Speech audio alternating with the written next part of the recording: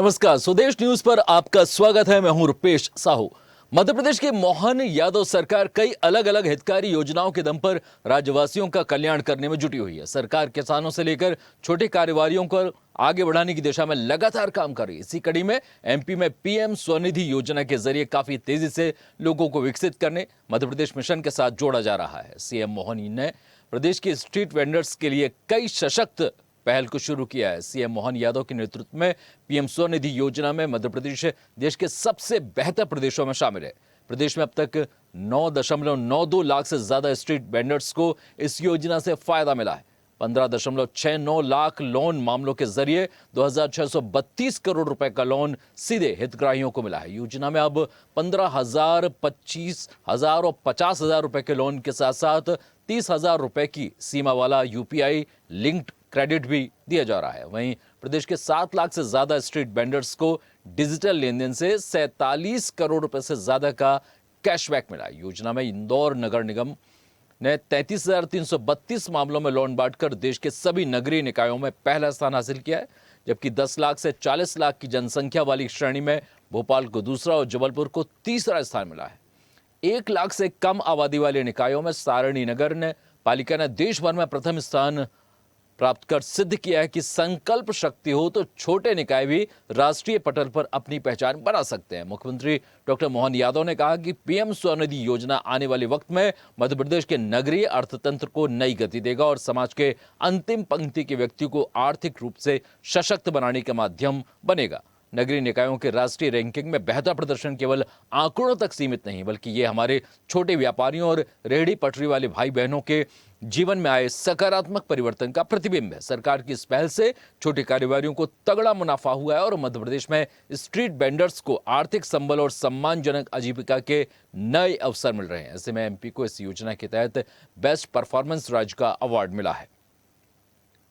प्रदेश के 8 लाख से अधिक हितग्राहियों को लगातार सहायता उपलब्ध कराते हुए उनके जीवन में बदलाव लाने का निर्णय हमने किया है। स्वामित्व 50,000 रुपए तक की ऋण राशि उपलब्ध कराकर स्वामित्व योजना के माध्यम से हमारे देश में मध्य प्रदेश प्रथम स्थान पर है। स्वामित्व योजना में 39 लाख से अधिक भू अधिकार पत्र वितरित किए गए। श्रमिक हितों का संरक्षण हमारी प्राथमिकता है। श्रमिकों के लिए संबल योजना लागू है, जिसमें लगभग 1.25 करोड़ श्रमिक पंजीकृत है। श्रम कल्याण मंडल ने विभिन्न योजनाओं में 51 करोड़ की सहायता राशि दी गई है।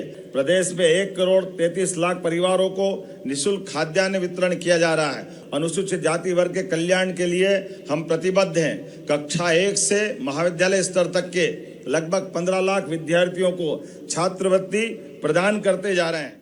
तो डॉक्टर मोहन यादव ने लगातार स्वनिधि योजना की खासियत बताई है और किस तरह से प्रदेश इस दिशा में लगातार आगे बढ़ रहा है। इस महत्वपूर्ण विषय पर चर्चा के लिए आज हमारे साथ राष्ट्रीय कार्य समिति सदस्य एलयूबी से जुड़ रहे हैं अतीत अग्रवाल, साथ ही वरिष्ठ पत्रकार मोहनलाल मोदी हमारे साथ इस चर्चा में जुड़े हैं। आप दोनों का बहुत बहुत स्वागत है। और सबसे पहले शुरुआत अतीत अग्रवाल जी आपसे ही करेंगे कि स्वनिधि योजना से किस तरह से मध्य प्रदेश में ये युवाओं के लिए और रेहड़ी पटरी में जो कार्य करते हैं उनके लिए एक वरदान बन रही है, इस पर जानकारी दीजिए। कोविड के बाद जब बिल्कुल संकट, कोविड महामारी के बाद ऐसा संकट हो गया था कि लोगों की नौकरियां चली गई, रोजगार चले गए और परिवार में कोई बीमार पड़ गया। इतने दिन बंद रहने से, लॉकडाउन रहने से सबकी अर्थव्यवस्थाएं बिगड़ गई। तो मजबूरी में जो छोटे व्यापारी, छोटे व्यवसायी जो रोज कमाते, रोज खाते, ऐसे लोगों के सामने आजीविका का संकट खड़ा हो गया। उस समय यह योजना जो है एकदम संबल बनकर आई।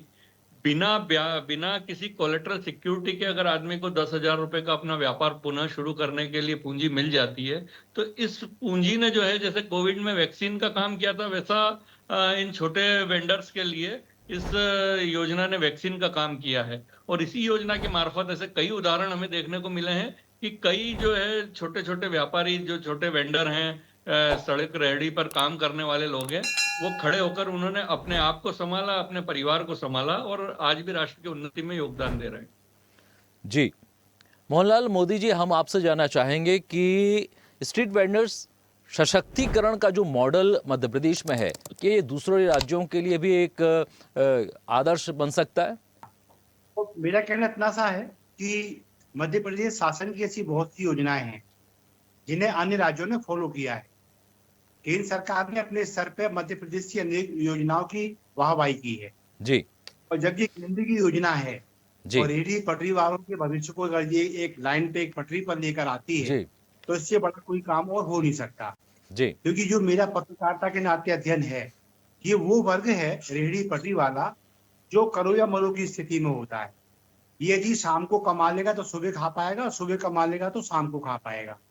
और जी यही हाँ। वो वर्ग है जब ये निरक्षर होता है तो ये अपराध की ओर अग्रसर होता है। तो हम एक और जब रोजगार के चांसेस कम करते हैं या चांसेस कम होते हैं तो एक वो अपराध का ग्राफ बढ़ता है। तो केंद्र सरकार की ये दूरदर्शी योजना कहें या उसकी दूरदर्शिता कहें कि उसने ऐसी योजना पर काम किया जिससे एक और तो रोजगार मिलेगा लोगों को जो मध्यम निम्न वर्गीय लोग हैं या निम्न वर्गीय ही है, और एक और जब वो रोजगार से लगेंगे तो अपराध में कमी आएगी। तो ऐसे एक समाज में सामंजस्य पैदा होता है और शासन की ऐसी योजनाएं ही हैं जो समाज के बीच में, जो मानव मात्र के बीच में थोड़ा भेद का काम करती हैं, उन भेदों को कम करने का काम योजना करेगी। ऐसा अभी तक का तो यही निकल के आया है क्योंकि मध्य प्रदेश ने इसमें लीड किया है जब भारत में, तो फिर हम आश्वस्त रहना चाहिए कि आगे भी इसी तरह योजना को लेके मध्य प्रदेश शासन का व्यवहार चलता रहेगा। अधिकारी जमीनी रूप पर इसके क्रियान्वयन में कोई ढील नहीं बरतेंगे तो ये मानव मात्र के लिए एक कल्याणमयी योजना के लिए प्रतिपादित होने जा रही। जी अतीत अग्रवाल जी, लगभग 10 लाख वेंडर्स को इसका लाभ मिला है, तो आपको लग रहा है कि एक आर्थिक क्रांति की शुरुआत हुई है मध्य प्रदेश में? जी बिल्कुल हुई है। मोहन लाल जी ने जैसा बताया कि केंद्र की ये जो योजना है, इसमें सबसे बड़ा सरकार का, राज्य सरकारों का जो है वो योगदान है, क्योंकि उनके बिना ये इम्प्लीमेंट नहीं हो सकती। बिल्कुल। उसमें भी जो नगरीय निकाय है, नगर पालिकाएं हैं, उनके माध्यम से ये योजना वहां तक पहुंचना है, क्योंकि नगर पालिका ही वो एक वर्किंग बॉडी है जो कि स्ट्रीट वेंडर तक जाती है, जो उसी का कार्य है कि उनसे सीधे संपर्क में रहना। तो मध्य प्रदेश में अगर नगर पालिका और नगरीय निकाय इतने बेहतर तरीके से काम नहीं कर पाते तो हम लोग यहाँ तक, ये जो 10 लाख का आपने आंकड़ा बताया 9.92 लाख का, ये यहाँ तक नहीं पहुंच पाते। ये जो आर्थिक क्रांति की बात है, जो अंत्योदय की बात है कि समाज के बिल्कुल निचले तबके तक जहां पर तकलीफ ज्यादा है वहां तक इस योजना का लाभ मिल रहा है। इस योजना की विशेषताएं आपने देखी होगी कि अगर आप समय पर किस्त भर रहे हो तो आपको 7% तक सब्सिडी मिलेगी, वो भी सीधे खाते में जमा होगी। ये एक ऐसा डीबीटी के माध्यम से कि जिसमें कोई बीच में रोक टोक नहीं है। आप अपना काम व्यवस्थित तरीके से करो, समय पर किस्त जमा करो, आपको जो है ब्याज की सब्सिडी सीधे आपके खाते में मिल जाएगी। बिल्कुल। इससे बेहतर और क्या योजना हो सकती कि उसको कहीं सब्सिडी के लिए अप्लाई नहीं करना है, बिल्कुल वो बिल्कुल। अपना धंधा करे अच्छे से, उसके बैंक के खाते में अपने आप पहुंच जाएगी। तो ये आर्थिक क्रांति की बिल्कुल शुरुआत है। और सबसे बड़ी बात यह कि अगर आपकी क्रेडिट रेटिंग सुधरती है, अगर आप स्वयं बड़ा बनना चाहते हो तो इस योजना के माध्यम से अपनी क्रेडिट रेटिंग सुधार के आप बड़ा लोन भी ले सकते हो। अगर बहुत ज्यादा कैपेसिटी नहीं हो तो अगर ये लोन आपने 10,000 का चुका दिया तो आपको 20,000 का मिल जाएगा, वो चुका दिया आपने तो 50,000 के लिए आप एलिजिबल हो जाएंगे। तो इससे बढ़िया और क्या योजना हो सकती है कर्मठ व्यक्ति के लिए। बिल्कुल बिल्कुल। और मोहनलाल मोदी जी, देखिए लगभग 2,632 करोड़ का लोन दिया गया है, कोई छोटी मोटी रकम नहीं है। और निश्चित तौर पर जब इतना बड़ा लोन दिया जाता है तो उससे कारोबार मजबूत होता है, स्टेट भी मजबूत होता है, लोगों को रोजगार मिलता है और वो अपने आप दूसरे लोगों को रोजगार से जोड़ते हैं। तो आपको लगता है कि ये जो लोन दिया जा रहा है ये निश्चित तौर पर युवाओं के लिए या जो कमजोर वर्ग हैं इनके लिए एक वरदान साबित हुआ है? बिल्कुल, इसमें कोई शक नहीं है। भाई ये तो एक बात तो हम जानते हैं और समझते भी हैं, चाहे हम पत्रकार हो या फिर आम आदमी हो, नौकरियां देने की एक सीमित गुंजाइश होती है, चाहे केंद्र सरकार हो या मध्य प्रदेश शासन हो या अन्य राज्य हो। आप हर किसी को नौकरी नहीं दे सकते और हर किसी को आप उद्योग नहीं खुलवा सकते, हर किसी को आप, देखिए उसको आप पीछे से ताकत दे सकते हैं एक छोटी सी राशि के रूप में। यदि आई सब्जी वाला है या मनिहारी की दुकान वाला है, कोई फल फ्रूट बेचने वाला है, यदि उसको 10,000 रुपए की भी आपने मदद दी है, जैसे अग्रवाल साहब बोल रहे थे, और 10,000 आपने समय पर चुका दिए, निश्चित है 10,000 बड़ी राशि नहीं है, लेकिन यदि थोड़ा सा संतुलन बना के व्यक्ति चले, थोड़े खर्चों में कटौती कर ले और 10,000 समय पर चुक जाए, तो बैंक देखती डर गया है। बैंक के लिए समस्या ये है कि जो पैसा उस पर आ गया वो इन्वेस्ट कहाँ करे। भाई इन्वेस्ट करेगा तब वो ब्याज कमाएगा, तब वो ब्याज दे पाएगा। तो बैंक को भी ऐसे कंज्यूमर की तलाश रहती है कि जो समय पर लोन ले, समय पर किस्ती भी दे दे। तो ये एक बड़ा नाजुक मोड़ है और बहुत समझने की बात है कि यदि कोई 10,000 लेके 10 चुकाता है, तो जैसे अग्रवाल साहब ने कहा, फिर उसका रास्ता खुलता है 20,000 का। तो जी हाँ। ये स्टेप बाय स्टेप तरक्की का एक माध्यम है। 10, 20, 30 होते हुए आप लाखों की संख्या में पहुंच सकते हैं। हो सकता है एक दिन आप एक उद्योगपति की श्रेणी में, जो लघु उद्योग हो सकता है, सूक्ष्म उद्योग हो सकता है। तो ये शुरुआत है। यदि ये शुरुआत में जब, हाँ, नगर निगम का, नगर पालिकाओं का जो आपने उल्लेख किया, यहाँ थोड़ा सा मैं एक सुधार नगर निगम या नगर पालिकाओं में देखने को चाहूंगा। कभी कभी अतिशयोक्ति जो पूर्ण कार्रवाइयां हो जाती हैं लोगों पर, तो कई बार 7-7 दिन तक इनसे धंधा नहीं कर पाते बेचारे, और एक गैप आ जाता है। जब गैप आता है आय में, तो कहीं जो किस्त है वो प्रभावित होती है। तो नगर पालिकाओं को, नगर निगम को थोड़ा इस बारे में भी गौर करने की आवश्यकता है। जब कोई कार्रवाई ऐसी हो, अतिक्रामक कोई कार्रवाई, अतिक्रमण हटाने की जब होती है, तो फिर वो ये भी पहले तय करें कि यदि हम किसी को हटा रहे हैं तो उसको हम कहाँ पर स्थापित करना है, जहां गिराकी अप्रोच हो, जहां ये इसका धंधा प्रभावित ना हो। तो निश्चित केंद्र सरकार की जो सोच है, मध्य प्रदेश सरकार का जो अनुसरण है, वो कुल मिला के देखिए, लक्ष्य को प्राप्त मोहनलाल जी, जिस तरह से आपने बताया, लेकिन हम देखें प्रदेश में और खासतौर पर राजधानी भोपाल की बात करें तो ऐसे तमाम जगह पर हैं जहां पर रेहड़ी और पटरी वालों को के लिए व्यवस्था है। और भोपाल में तो जगह इतना एरिया है कि वो बाकायदा अपना यहाँ पर व्यवसाय चलाते हैं। तो मेरे को लगता है कि इन लोगों पर ऐसा नगर निगम की भी कोई कार्रवाई नहीं होती है।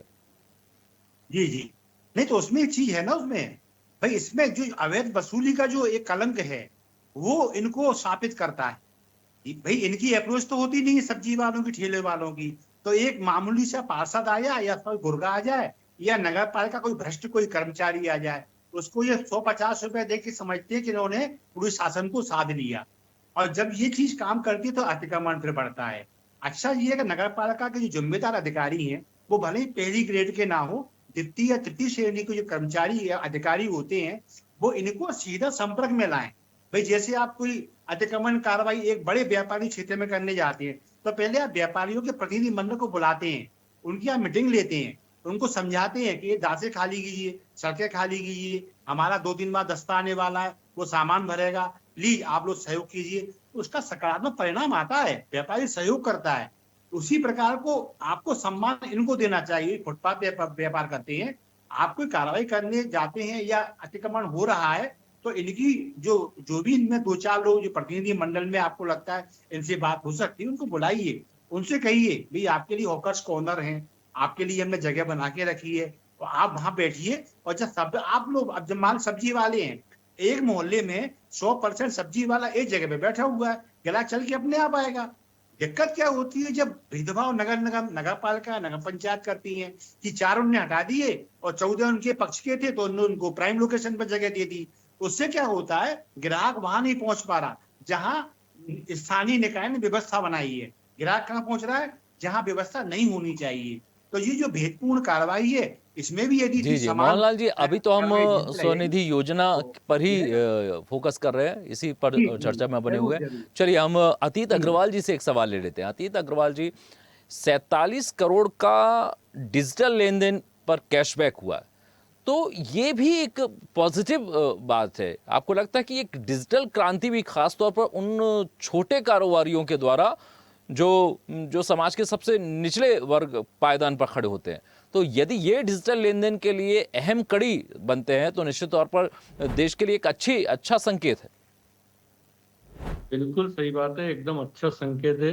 इसे देखिए आप, मैं मोदी जी का विजन ही कहूंगा कि जब उन्होंने सबसे पहले बैंक के खाते खुलवाए सबके, जनधन योजना के तहत जीरो बैलेंस पे खाते खुले, उसके बाद जब ये यूपीआई बढ़ा, तो आप देखिए कि पूरे वर्ल्ड में जो है डिजिटल लेन देन में भारत जो है वो सबसे नंबर 1 पर है।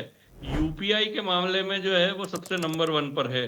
आज ढोल वाला भी जो ढोल बजाता है शादी में, वो भी उसने अपने ढोल के ऊपर यूपीआई का लगा रखा है कि लोग निछावर भी जो कर रहे हैं वो यूपीआई के माध्यम से कर रहे हैं। बिल्कुल तो इससे बड़ी और डिजिटल क्रांति क्या होगी।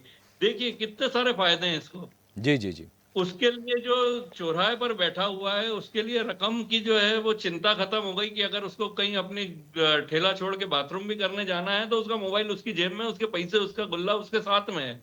उसको ये चिंता नहीं है कि अब मैं अपना गल्ला कहाँ से रखूं या कोई उठा तो नहीं ले जाएगा, चोरी तो नहीं कर लेगा। खुले पैसे की समस्या खत्म हो गई। लोग जो है 2, 5, 10 रुपए तो ऐसे ही ऊपर के छोड़ देते थे, या तो कम देंगे या ज्यादा देंगे, कुछ भी करेंगे। लेकिन जब यूपीआई के माध्यम से होता है तो जितना पेमेंट बन रहा है उतना ही पेमेंट होता है। इस वजह से यूपीआई वास्तव में एक डिजिटल क्रांति का माध्यम बना है निचले तबके के लिए। तो यह मेरा देखा जाए तो एक ये कहना अतिशयोक्ति नहीं होगी नहीं, कि एक उसकी बात और समृद्धि जोड़ना का चाहूंगा, साधन है एक ये। बात और जोड़ना चाहूंगा कि यूपीआई जो लिंक्स, जो क्रेडिट कार्ड लिंक हो गए हैं, इसने जी भी एक जी जी आर्थिक आजादी दे दी है वेंडर्स को। आर्थिक आजादी, आर्थिक आजादी दे दी है। उसके साथ साथ आप देखिए कि इस योजना में एक और चीज है कि जितना डिजिटल यूपीआई के माध्यम से लेन देन होगा तो उसमें कैशबैक मिल रहा है उसको। बिल्कुल आप सोचो कि 10,000 रुपए की किस्त कितनी बनती होगी, और उस पर अगर 100, 200 रुपए का कैशबैक अगर आ जाएगा तो उसकी किस्तों में ही हेल्प करेगा ना, जो कि उसके लिए तो एक रिवार्ड है। 7% की सब्सिडी तो आ ही जाएगी। कुल मिला के कहने का मतलब यह है कि अगर कर्मठ व्यक्ति है जो करना चाहता है उसके लिए साधन भी उपलब्ध है।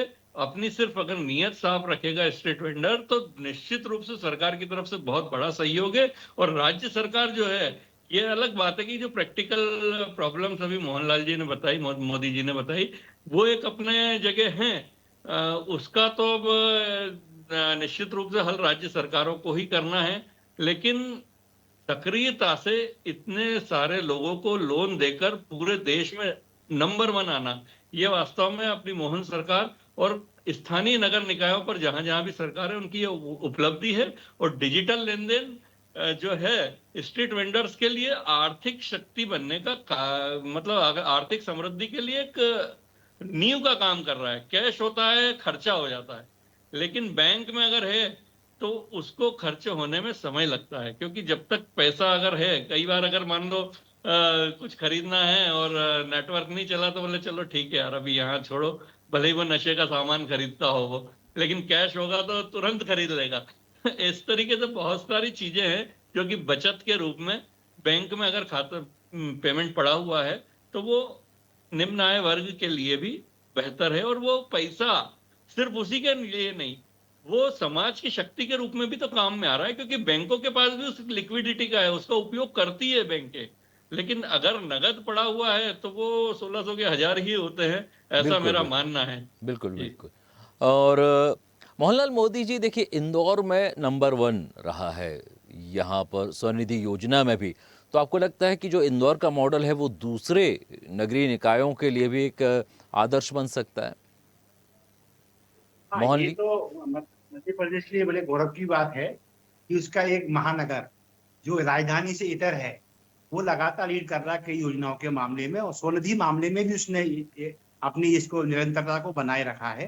तो इंदौर से सीखने की आवश्यकता है, चाहे वो राजधानी हो या अन्य जिले हो।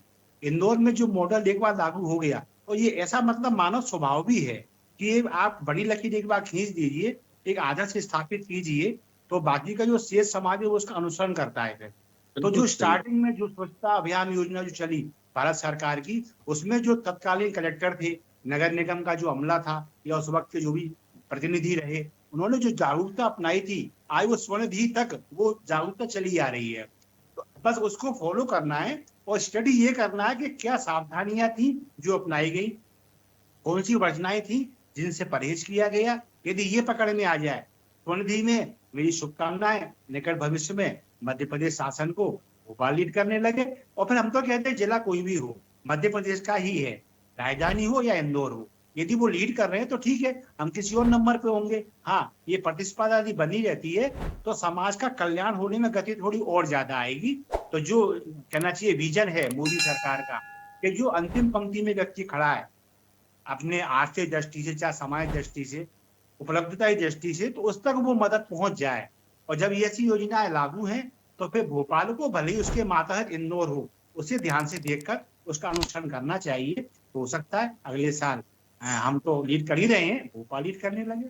जी, अतीत बिल्कुल अग्रवाल सही जी बात है। मध्य प्रदेश में क्यों, भारतवर्ष में स्वस्थ प्रतिस्पर्धा होनी चाहिए, क्योंकि बिल्कुल अंतिम प्रतिस्पर्धा की बात निकली है तो मैं आपको देखिए बता दूं कि सारणी ने बहुत अच्छा प्रदर्शन किया है। और यदि हाँ छोटे शहरों की बात की जाए तो सारणी का भी उदाहरण लिया जा सकता है। आप क्या कहेंगे अतीत जी? बिल्कुल बिल्कुल। बिल्कुल सही बात है। मैं वही कह रहा हूँ कि सिर्फ सारणी ही नहीं, और भी जो छोटे छोटे जनपद पंचायत तक है, वहां तक ये इस योजना का लाभ मिलना चाहिए, क्योंकि वहां पर जो है ना, ये 10,000 रुपए की रकम एक अमृत का काम हाँ, ये करती बड़ी है। रकम है, बड़े उनके लिए महानगरों बड़ी में रकम इतनी है। महंगाई है कि वहां पर 10,000 रुपए की रकम भली छोटी सी लगे इंदौर जैसे शहर में, लेकिन जितनी नीचे आप जाते जाएंगे, सारणी का आपने उदाहरण दिया, सारणी के अगर किसी वेंडर को ये मिलता है तो वहां पर जो है वो चीजें, जो सामग्री बिकती है, जो वो खरीदता है, तो निश्चित रूप से उसकी कीमत भी कम होगी, तो जी वहां पर वो ज्यादा व्यापार इतने से पैसे के अंदर कर सकता है। तो ये तो बिल्कुल सही बात है कि अंत्योदय की जो बात अभी कर रहे थे मोदी जी, मोहनलाल जी, तो वो अंतिम रूप तक तभी पहुंचेगी जब हम महानगर और बड़े नगरीय निकायों को छोड़कर निचले जो भी अपने छोटे छोटे निकाय हैं वहां तक पहुंचेंगे। वो और बेहतर काम करने की इस योजना में बहुत गुंजाइश है। जी, हम आप दोनों से एक-एक ज़रूर इस पर रिएक्शन लेना चाहेंगे कि मोहन यादव की सरकार क्या अंतिम पंक्ति तक पहुंच पा रही है, और यदि और किस तरह से इसमें सहयोगी हो रही है? मोहन लाल मोदी जी। हाँ, तो मैं इसमें ये इतना ही कहूंगा कि जब हम लीड कर रहे हैं भारत को, तो इसका मतलब ये मोहन सरकार अंत्योदय तक पहुंचने का काम कर रही है। मैं से एकात्म मानववाद से भी जोड़ूंगा, सभी मानव एक समान। तो वो जब इसमें लीड कर रही है तो इसका मतलब ये है योजना को ठीक से फॉलो किया गया है, आगे भी बनी रहेगी। और हम इसमें जिस तरह कृषि में, कृषि कर्मण अवार्ड में हमने लीड किया, अन्य योजनाओं में हमने लीड किया, उसी प्रकार स्वनिधि योजना में ये नीचे तक, हाँ जैसे अग्रवाल साहब कह रहे हैं, यदि ये नीचे ग्राम पंचायत तक ये अगर जाती है तो बड़ा एक मजबूत मॉडल मध्य प्रदेश में सामाजिक आर्थिक स्तर पर खड़ा होने वाला है। मोहन सरकार इस ओर जा रही है और थोड़ी सी शक्ति की आवश्यकता है। जी, जी, जी। देखिए अतीत अग्रवाल जी। पह, जी, पहले देखिए कि पहले तो आपके सवाल में ही जवाब छुपा हुआ है। जब जी, मध्य प्रदेश पहले स्थान पर आया है तो हाँ निश्चित रूप से मोहन सरकार ने अच्छा काम किया है, तभी तो वो हाँ आया है। अब रही बात आगे की, कि आगे भी बना रहे, उसके लिए ये बात तय है कि जो मोहन जी का विजन, एक तो देखा जाए तो बहुत शानदार है इन मामलों में, क्योंकि औद्योगिक क्रांति के रूप में भी हम देख रहे हैं कि जिन उद्योगों के हम जब भी पहले बड़े शहरों में जाते थे, चेन्नई है, पुणे है, बॉम्बे है, इधर फरीदाबाद, गुड़गांव, तो ऐसी जगह देख के, बड़ी बड़ी इंडस्ट्री देख के लगता है कि यार पता नहीं अपने मध्य प्रदेश में कब ऐसा होगा। पीथमपुर में जरूर कुछ यूनिट्स थी, लेकिन उसके अलावा पूरे मध्य प्रदेश में गिनी चुनी कहीं ना कहीं, जैसे नागदा वागदा, ऐसे दो चार लोग, दो चार स्थान छोड़ दें। पर अब देखो तो आप पूरे प्रदेश के अंदर जो है उसका जाल बिछता जा रहा है। वैसे ही इस योजना की, जो अपन स्वनिधि, पीएम स्वनिधि की बात कर रहे हैं, उनका विजन निश्चित रूप से होगा, तभी ये जो है नंबर 1 पर आए हैं। वो नगरीय निकायों को और कसेंगे और इसको नीचे तक लेकर जाएंगे। तो मेरा मानना है कि इसमें दुगनी तरक्की होगी और हम पहले स्थान पर बने रहेंगे। जैसे इंदौर सफाई के मामले में लगातार बनता आ रहा है और अपने स्टैंडर्ड्स को और बढ़ा रहा है, वैसे ही यह और लोगों तक पहुंचेगी योजना। बिल्कुल, जी, बिल्कुल। अतीत अग्रवाल जी, मोहनलाल मोदी जी, आप इस चर्चा में जुड़े, आप दोनों का बहुत-बहुत धन्यवाद। तो धन्यवाद। स्वनिधि योजना लगातार छोटे वेंडर्स के लिए एक लाभ का सौदा साबित हुई है, और मोहन यादव सरकार की इस योजना का जबरदस्त इम्पैक्ट देखने के लिए मिला है। आगे भी निश्चित तौर पर वेंडर्स को इसका लाभ मिलता रहेगा, क्योंकि 2030 तक ये योजना बढ़ा दी गई है। बहरहाल हमारे इस खास कार्यक्रम में अभी के लिए इतना ही। आप देखते रहिए स्वदेश न्यूज, सबसे पहले देश। और ऐसी ही ताजा खबरों के लिए लाइक, फॉलो और यूट्यूब पर सब्सक्राइब कर बेल आइकन जरूर दबाइए। और हर अपडेट के लिए विजिट कीजिए swadesh live.com।